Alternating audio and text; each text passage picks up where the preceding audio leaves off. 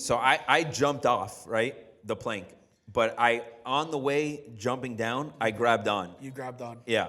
And then That's super athletic, by the way. Yeah, no. Crazy athleticism.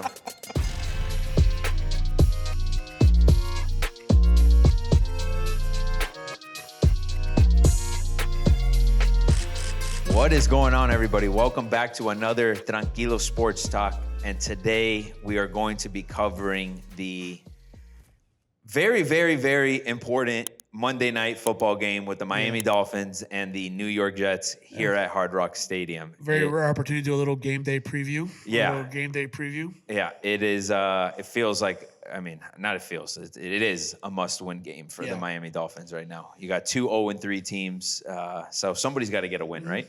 You would assume. It's the make or break to show if we do have any signs of life left in this team or if it's really just tanking. You know, is it really just time to blow it up? I mean, the Dolphins gave us some light in the Buffalo game. We lost, but anyone that watched the game knew that we were a play, maybe two plays if you count two as an interception. But in my opinion, really just a play away. If Steelers doesn't get that was kicker the difference. interference, I feel like we did actually have a chance to go in there and take the lead in that game. Maybe not come out with a win, but definitely give ourselves a better opportunity to win and not maybe the rare opportunity to play from in front, but.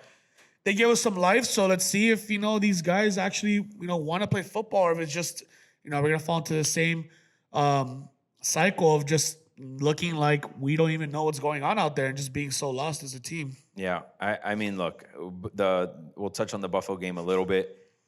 That Steeler play obviously was a huge difference in that game. Tied 21 at that point. We had been getting multiple stops in a row. We would have gotten the ball back with like 8-9 minutes left in the game. Outcome of the game obviously could have been very different from that. And then obviously the unfortunate interception at the end of the game. But you look at the course of Buffalo in general over the course of obviously like the last 8 years, we haven't won in Buffalo. It's been a nightmare every time we play there. But you always play them competitively. Always. I mean, it feels like it's always a 3-point game every time we play them, right? Especially on the road. Or a one-possession game. Yeah, ironically on the road. Obviously, we have one win against them at home in the recent era. They've taken our number by some pretty good wins. We've had some beatdowns. But we have played on the road relatively competitively. It's always come down to, honestly, a last-minute penalty. But that's the difference between us and these good teams, right? Like, we'll play well enough to win, but we always make a crucial mistake at some point in that game that ends up costing us. And the reality is, to beat good teams, you have to take away those mistakes. It's the only way you're going to win. You might be able to get away with it against certain teams, but when you're not playing like a good team and then you're playing a good team on top of it, those mistakes are going to cost you every single time. And I remember right before that punt, we were together. What did I say to you? Don't do anything stupid. Don't do anything stupid. And we did something stupid. Stupid. And you can't blame Sealer, obviously. Obviously, the regret in that play. He's trying to make a big-time play. Obviously, he blocks that ball. It's a completely different dynamic. But it's like, you got to know why are we bull rushing at the 40-yard line with 9 minutes left in the game? Because you give Josh Allen a second chance. Of course he's going to score 7. It's inevitable. But it sucks because you look at the Patriots game, you look at the Bills game, both winnable games as far as like we had the games there, and then you talk about a kickoff return. Obviously, we had the punt return too, the INTs late in games, like little things like that. Obviously, that end up being the difference. Now you go to New York, which New York is 0-3 as well. Honestly, has only really looked good maybe 1 week, and that was week 1 when they were in that shootout. With the Steelers. And last week they gave the Bucks. They did. They fought back in that game. They almost had a chance there. And then Baker did Baker things. Exactly. Love Baker. Exactly. So, the Jets, same thing, showed a little bit of life there at the end fighting, but you now have two desperate teams that are in desperate need of a win. Division game, like this obviously feels like this is the opportunity for both teams to keep the season alive. Yeah. What do we have to do? Obviously, we know the mistakes that we've made in the past, but what do we have to do this week to really beat the Jets? I mean, we are the better team on paper. Is Fields playing this week? I don't think it's been confirmed as of now. We're recording on Thursday right now, but as of now, they haven't confirmed whether or not he will be playing. But I do know he's in the protocol. Right. I think as of now, so I think it's still up in the air whether or not he will be cleared to play. And Tyrod's their backup. And Tyrod Taylor's their backup. So Time will tell. That's probably going to be a game time decision for all we know. Tyrod's historically fucking killed us too. Yeah, Tyrod's always been a fun guy to play against too. I mean, he was a guy that, at some points I'm like, man, it'd be nice to have him on the Dolphins. No, he's a veteran. I mean, the guy knows he knows how to play ball. Yeah. He's been in the league for a while. And he's been in our division. I believe he played for Buffalo. He was Buffalo's QB. Yeah. He's QB1 for a little bit. We've seen him everywhere. We've seen him for a good amount of time. But I mean, you talk about the past. You talk about the games we have played. I mean, we are now finding out 4 weeks in that the Colts might be actually a very good football team. Right. We still play like ass. Yeah. But they might be a good team. That's Obviously, we know Buffalo so much. is a very good team. The Patriots, maybe middle of the pack. So I think now we have a really good opportunity to show, like, are we a really bad team, or are we just play teams that are just better than us? Right. So, I mean, we were talking about it earlier. I just think that this team has a really bad case of the yips. Maybe people will call it, maybe it's a personnel thing, maybe it's a game plan thing, but my problem is that where we are supposed to have our strengths is our weaknesses, and I mean, it goes strictly to our D-line. Yeah, absolutely. We're last in pressure, dead last in pressure rate. Yeah, we're dead last in pressure rate, but we're like first or second in the amount of blitzes that we send. So that's a recipe for disaster. And that's a problem when you're not getting pressure, you're blitzing, and you're down a man. And then it makes sense why there's people wide open 20 yards downfield because, I mean, if you can't get there with 5, you can't get there with 6, then you're relying on 5 people to cover the remaining, 6, maybe 5 skill players that are out there. So it sets yourself up bad. So, I mean, I talked about it with Dave. We kind of covered the Buffalo game a little bit. Right now I'm at a point where I don't know what to expect. I don't really have any expectations for this team. It's just a matter of, are we going to show something? That's really what I wanted. We showed something last week, right? You showed something last week. So you have momentum, obviously, going into the Jets. It's a home game for us. Fans obviously are restless at this point already. Three weeks into the season, going into the 4th week. So this is an opportunity for this team to show the fans, like, hey, yes, we started slow. Maybe it's a case of the yips. Maybe it's a mix of game plan issues. There's a lot of new people on this team where people are still gelling, chemistry, all that. I mean, especially on the defensive side. Offensive side, pretty much same. You obviously lose 2 starting offensive linemen that you're going to feel. You're going to feel the effects of that. And you felt it already. It's already been felt. Which they made a good move in the Buffalo game where they swapped out. What's this guy's name?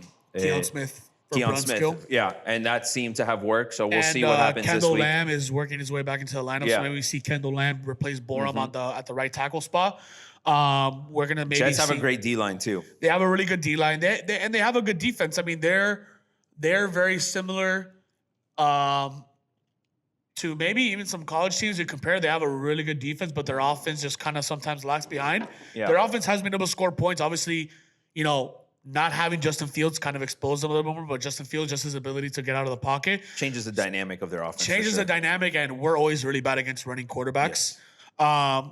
And ironically, Josh Allen didn't run much against us, but he didn't have to run because the guys are just so wide open that he didn't have to put his body on the line. I mean, they didn't do much in the passing game overall. I think Allen threw for a little bit over 200 yards, had that 1 touchdown. Yeah. James Cook, but obviously. they're able to run the ball very well, which is really where goes back to our D-line. Goes back to our D-line. I mean, the Jets running attack, you have Breece Hall, very elusive back out of the backfield. We're notoriously not very good at covering running backs out of the backfield either. We saw that a lot against the Patriots. Stevenson killed us. Ramondre Stevenson went back to his prime year when he was a stud for the Patriots. So, I mean, how much fight are you going to have in this team? Right now, I think the main focus as fans is, like, how quickly can we get back to the 500 mark? And we have a relatively, favorable schedule to do that. Obviously, you want to focus on this game, but, it starts with this game. It starts with, Tell me a little bit about, like, I want to know about Monday. What are your thoughts Monday? Obviously, like we said, a lot on the line, and Jets are 0-3 as well. I need to see us, change it up in the sense of, like, I need to see us not be fancy and just play football. Right. Don't get fancy. North and south. Stop with the screens. Run the ball. Ollie Gordon shows he can run.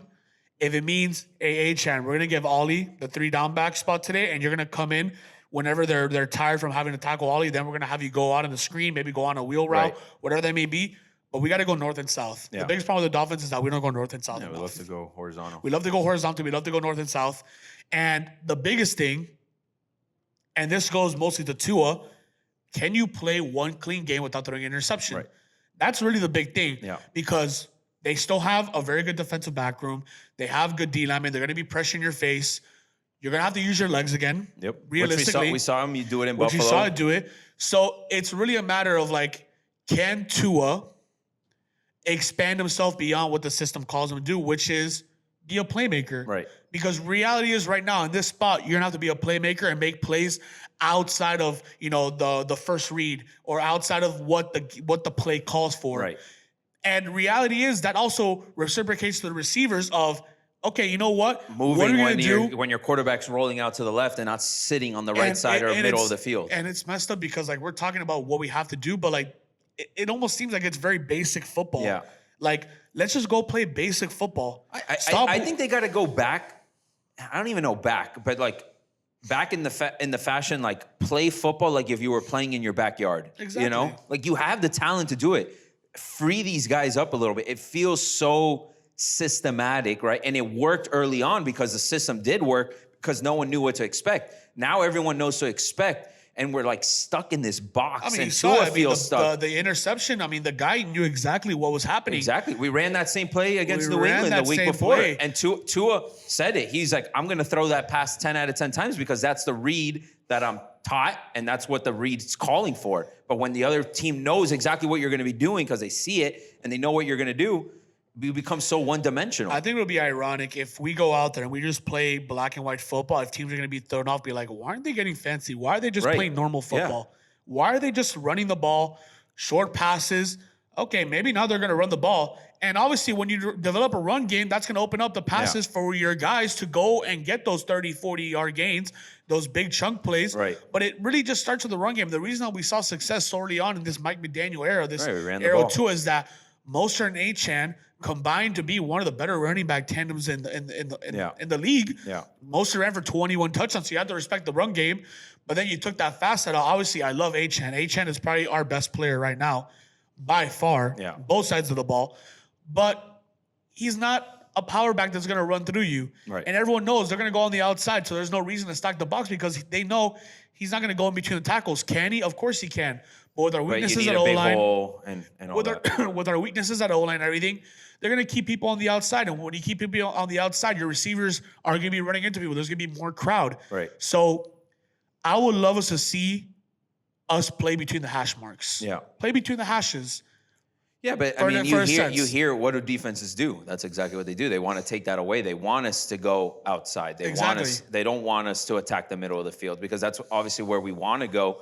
But defenses know that we want to go there, and that's why we've been kind of forced to go horizontal. But that is going to open up, to your point, if you're able to run the ball in between the tackles, what's going to happen? All the linebackers are going to come down, the safeties are going to come down, and then that's going to open up those seam routes up the seam where you're going to be able to find those guys. Reek's tough, right? Like, Reek can find that space, obviously, because he's a great route runner. He's quick. But when you're fitting that ball in, like, tight windows, he's not going back to what we talked about so many times. He's not a big receiver. And he's not the tallest guy. Right, and that's another issue, which we got Waller we're not going to go down that rabbit hole because I'm going to go down. We got Waller. We'll see. I mean, maybe snap count. He might be writing freestyles on the sideline. We don't know. But, I mean, dude, like, let's just go back to basics. Yeah. I mean, if Waller does come in, and I don't need him to be Waller from Oakland. No, absolutely. I mean, the expectations for Waller has to be low coming just in first week. Just give us an option. Yeah. Give us I wouldn't call it a check down, but just give us an option where maybe it's not, if he forces people to like focus on him even the slightest, if maybe he's like getting little 5-yard gains here, 6, maybe 7 yards. If he could take some of the attention away from the outside so we can expose those outside guys, I'm happy with it. If he just draws attention, that in itself is effective. And that's really where Jonnu did really well for us last year. It wasn't, he got fed. He got fed, but a lot of it was just these guys will go deep and he'll stay underneath and be in that kind of like short to medium range. Exactly. What you got to take where he would thrive in. And that's fine. I would love McDaniel, and this will really tell me whether or not we're going to maybe even have a chance to like compete this game and the games moving forward is, can you get out of your own ways and just play a black and white game? Right. Don't worry about the stats. Don't worry about blowing up the stat sheet. I don't care if we score 20. I don't care if we score 14. Get a win, man. Just win the game. Gotta get a win. Win the game. If it has to be gritty, if it has to be down to the wire. You're taking 15-minute drives, whatever it might be. Just take the game. And we saw that a little bit in Buffalo, but then he just went back to his old ways. Right. There's one drive where it was just very quick, a lot of run heavy, run it down, little quick check downs, whatever it might be. If you have to do a short passing game and just take these long drives, go ahead and do it. But we have to change the way we've been playing football because the formula just doesn't work anymore, unfortunately, until you force people. Right. So respect to you. open up what you've been able to do in the past. Yeah, exactly. And right now we haven't. There's no reason to believe we can. And it starts with our O-line not being as good, right? We have a ton of injuries at O-line, right? Our running game isn't as effective. Can it be? I mean, Has it been? It is. We're just not using it. I mean, you look at our average yards per carry, and it's up there as one of the best. We don't. But we also haven't been in positions where, to Mike's point, where we can rely on the running game. Buffalo is an example where we probably should have relied on it. Yeah. But when you're obviously playing down a lot, you're going to be forced to throw, especially later in the games. And a lot of that also comes to, passing it, on these weird downs and, on a 2nd and 10, run the ball. Like, it doesn't always have to be a pass. Yeah. I just want to see us set up something to I just need to see something. Like, at this point, like, we know what it should look like. Now just up to McDaniel to actually go into that. And the biggest problem with McDaniel is that he's very tough to get out of his own ways. He called a good game against Buffalo, so you're hoping he can carry that into. And he did. A lot of people say it's one of the better games he's called. Was there still questionable decisions? I still believe that on the 2 interceptions, we should have ran the ball. We had, I agree. With an opportunity. We had been running the ball well on that drive too. Scoring position, chance to take the lead. Plenty of time in the game. 4 minutes. Yeah. Why are you gonna? The worst case scenario, you take 3 minutes off the clock, you kick a field goal, you have the lead, and you give them the ball back. And it's up to your defense, who at that point had been doing a little bit better. Second half defense looked great. So, and the way that the Jets have played, I mean, they're that kind of team that they're not going to score a lot of points, but their defense is going to put you in position. Always, so, just score some points. If it's a field goal, it's okay. Yeah. Let's not try to take 50-50 shots, black and white, north and south, and just get points where you can. Yeah. And I don't care if it's ugly. I don't care if it's a beautiful win. Just get a win. Yeah. That's really the only thing. Right that's now, what it comes down to. You got to get a win. We need a win, and we need to get back in the win column to try to salvage somehow because you got to win today. And the rest, for the most part, there's a lot of games in the future that are very favorable. But if you can't get a win today and you go down to 1-4, then you really look at, now it's time to blow it up. It's over. So you go 0-4. Unfortunately, it's over. I know we have a couple games after that you could string, and you could say it's not over, obviously, because there's still a ton of football left. But you're now 3 ACC losses, right? 3 division losses. So at that point, even if you were to get into a position, tiebreakers are nowhere near your favor. It's just bad if you go 0-4. And then reality is you sit at 1-3. There's a ton of teams right now that are 1-2. You got Ravens 1-2, Chiefs 1-2, Broncos 1-2. A lot of these teams that are contenders, going into the season, that you're now a game back or so, right? Yeah. Like you're right there in the mix with a string of games coming up. So let's talk about those string of games, right? Obviously, Jets this week, like we said, got to get the win. Then you go to Carolina, which again should be a winnable game. Obviously, they're coming off a very good performance against Atlanta, so you don't know what this Carolina team obviously looks like. It was a weird week in the NFL last week, but better team than Carolina, right? Like if you're trying to prove that you are the team that's going to bounce back and become a playoff team, go win in Carolina, right? Then you have Chargers. We know how the Chargers look right now. We have the Browns before the Chargers. No, it's Chargers first. Chargers, then Browns? Yeah, then Browns. Then you got Browns, and then you got Falcons, right? So let's just focus on that 5-game stretch right there. You could make the argument that the Dolphins should go 4-1 during that stretch, right? I mean, it's the same thing we said in the beginning of the year. Obviously, we've seen the team through 3 weeks. Could obviously lose more than one game during that stretch. But reality is there's an opportunity to just forget about these past 3 weeks, go 4-1 in the stretch, and now all of a sudden you're sitting at what is that, 5-5 essentially? Right in the middle of the season, you got obviously a tough stretch coming up. But there's an opportunity to get back into the mix. And it starts on Monday, and obviously you could salvage this season still. I think you worded it perfectly, and I think that's the phrase of what we should be looking at as fans. I mean, the true fans. I really do want to see his team success. Obviously, you got to hold on to something, bro. There's a lot of frustration because, and I think the frustration is on paper, you see the names, and we should be better than where we're at. Absolutely. And unfortunately, right now, the biggest problem with the Dolphins that their best, the best thing they're at right now, and our best probably group is our return team. Like right now, Yeah. our kick return, punt return team might be our strongest Yeah. unit, which is a problem if the best unit that right now has been performing the best is your return Right. unit. But I think you said it really nicely, which is get back in the mix. Yeah. We have to get back in the mix. Maybe, if you go out and you win all these games, I mean, God willing, then you're talking about, okay, now we can maybe, get back into the division mix. Right. Right now, it's I don't know about that, but wild card for sure. wild card mix. You want to get back into it. And if you really want to show that, hey, like we're here, like these 3 weeks were absolute ass. This isn't our identity. Like these are the games you have to go prove it. Mm-hmm. These are the games you have to take. Yeah. Because, not to discredit those teams because, the Falcons had some pretty good weeks.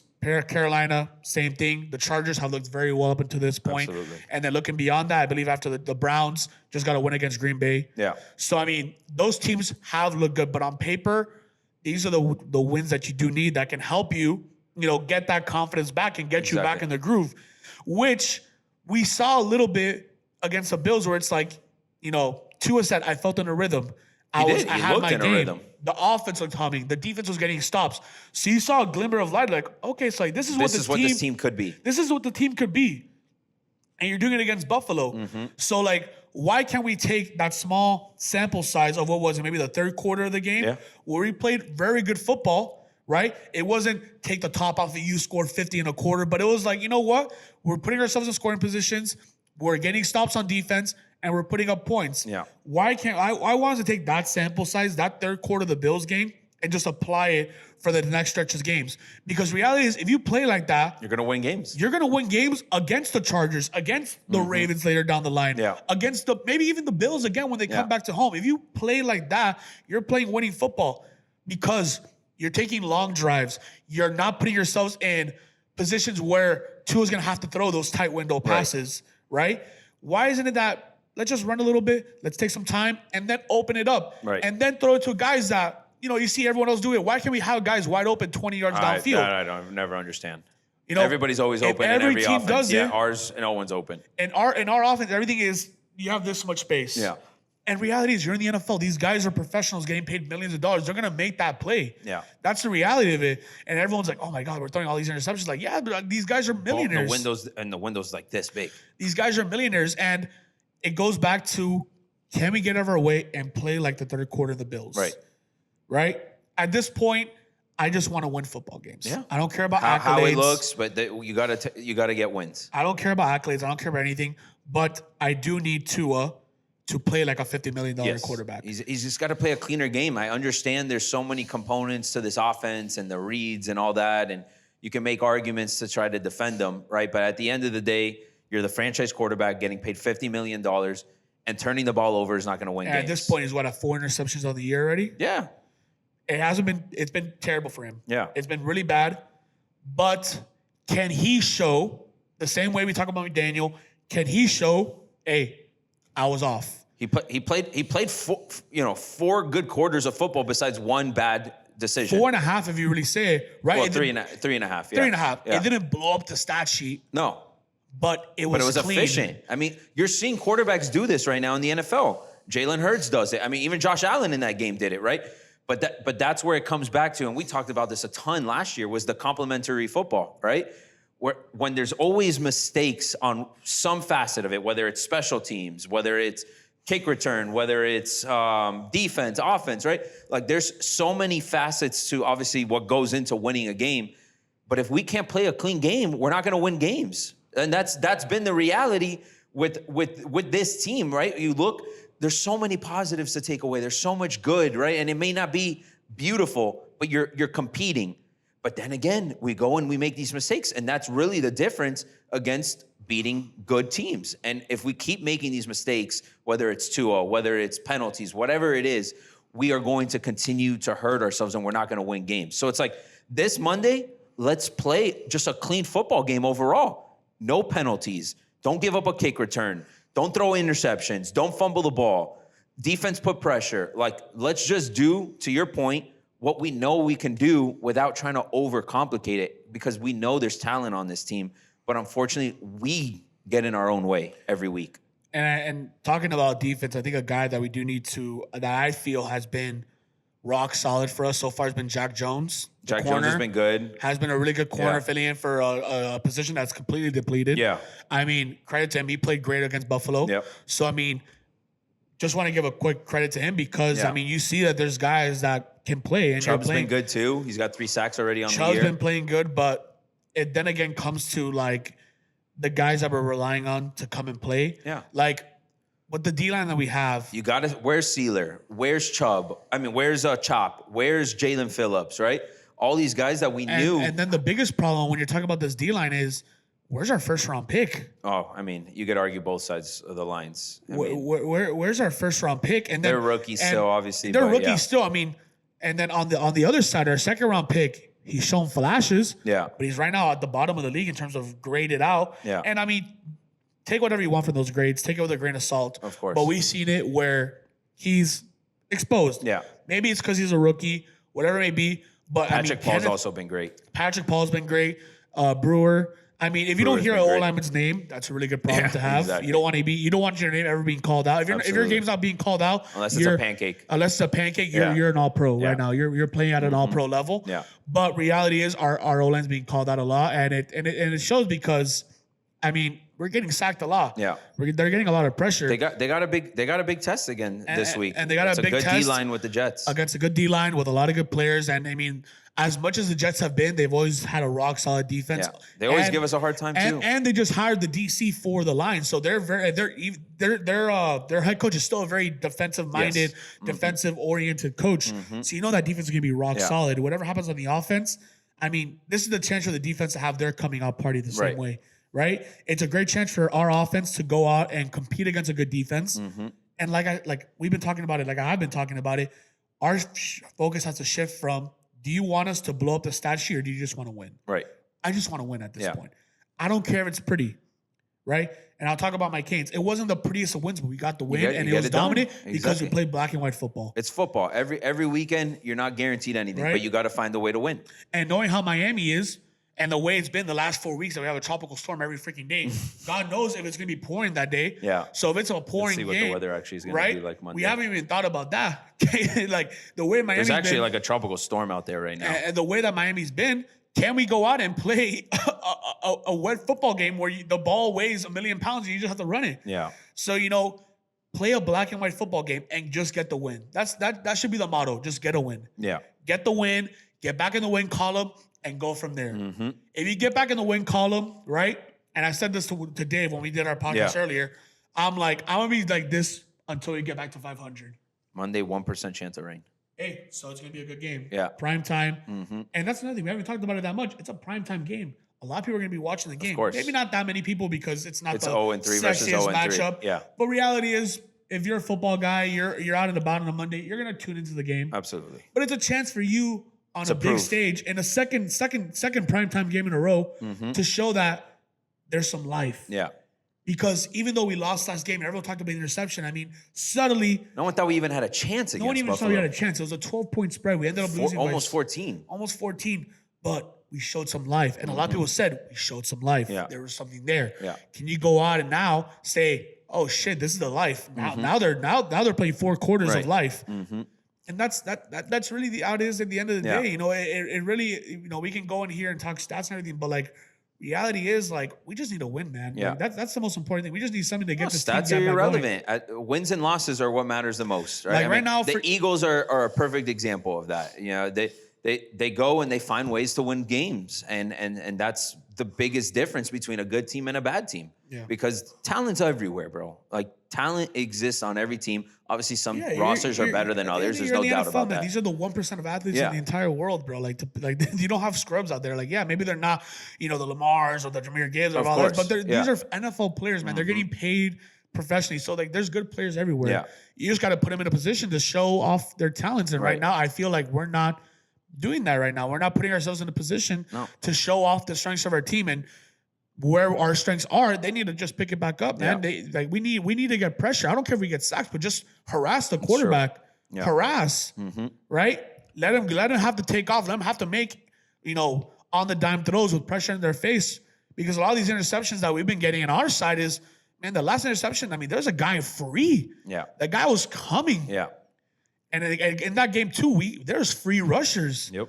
When are we going to get a free shot at a quarterback? Right. And they're always late in games. When you need your O-line the most, unfortunately, they're not there.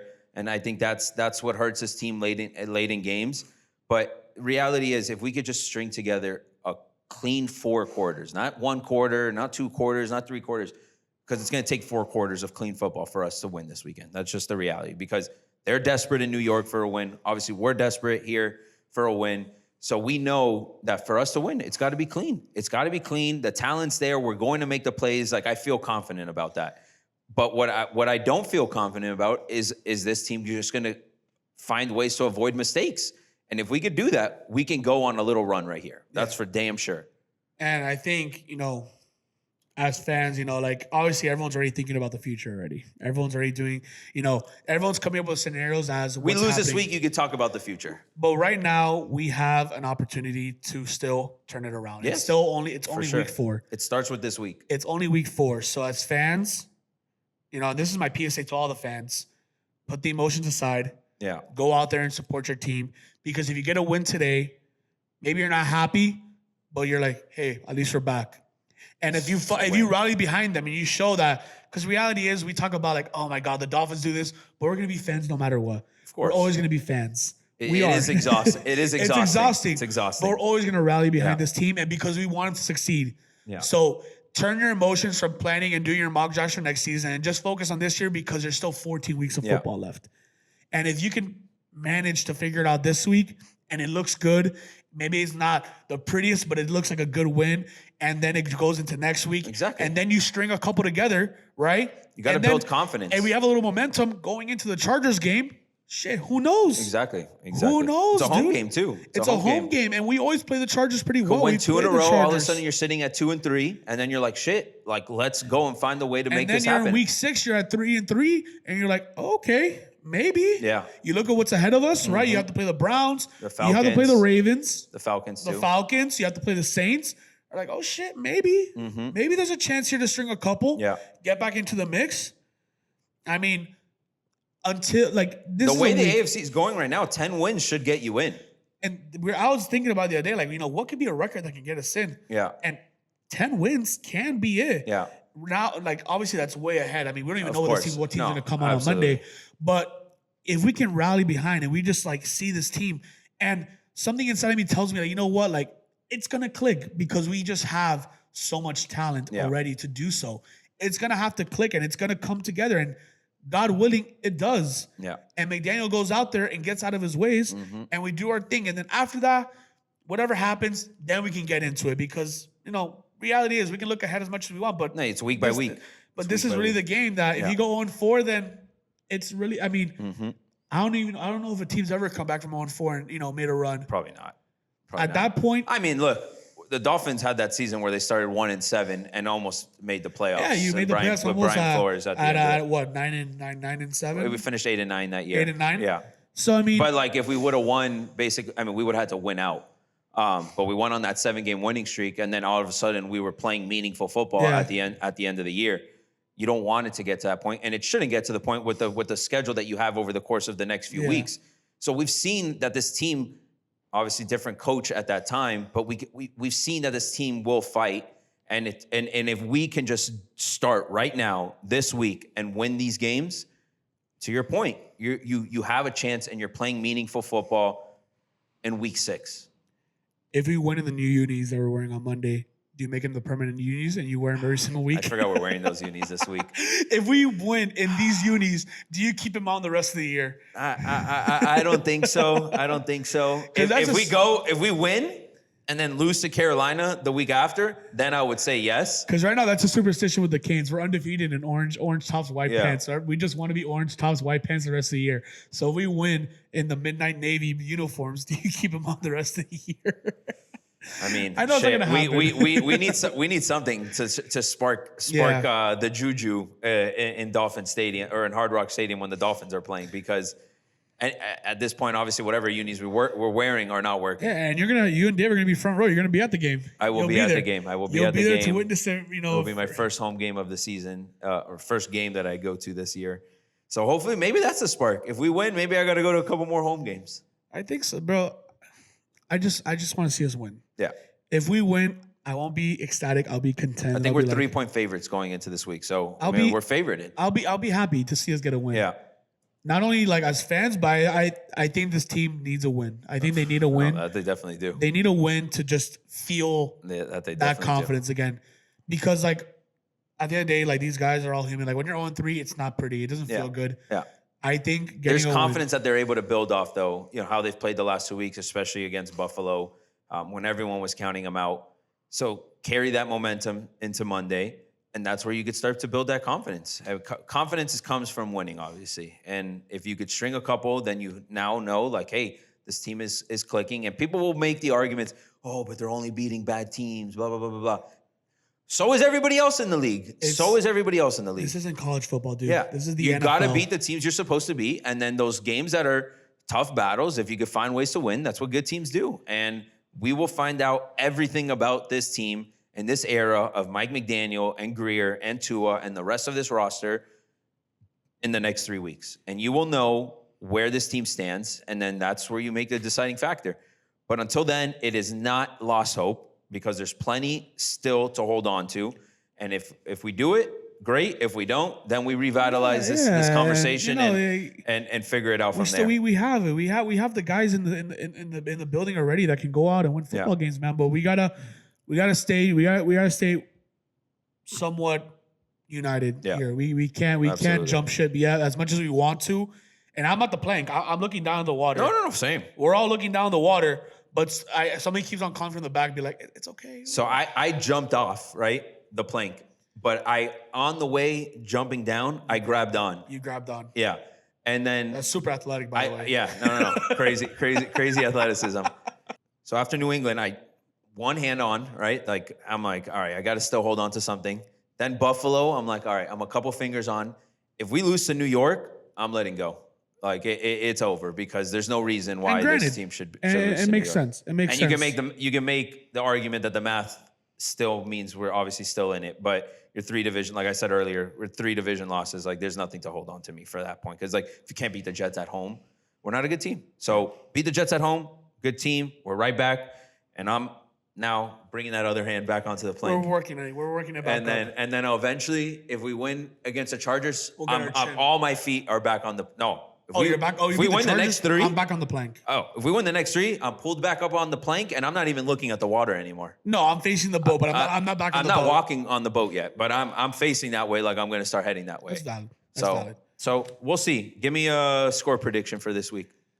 So to stay on line with everything I've said, I want us to win 17-7. 17-7. That's. I doubt we only give up 7 points. I mean, that would be electric if it did. 17-10. Let's call it 17-10. No, I'm going to go 23-20. Game winner at the end. Game-winning field goal by Riley Patterson. Yep. And if he misses it, then we lose an OT.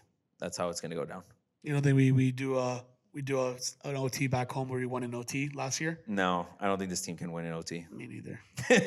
So it's got to happen in the first 4 quarters. Hey man, keep the hand on the plank. Keep the hand on the plank. It's fingers on at this point. We'll revisit it after the game. You'll do a video and be like, either my hand is working while back up, or I'm in the water. I'm swimming. Exactly. I'm swimming. Exactly. But I do think it's gonna be a nail biter, bro. I would love for it to be a dominant performance. I don't think we're there yet, but I think we'll do enough to win the game. Yeah. And then hopefully the week after, I would love a stress-free freaking Sunday. Just go in there, or Monday, and just go in there and celebrate and win. It's the 3rd quarter and we're cruising, having a beer.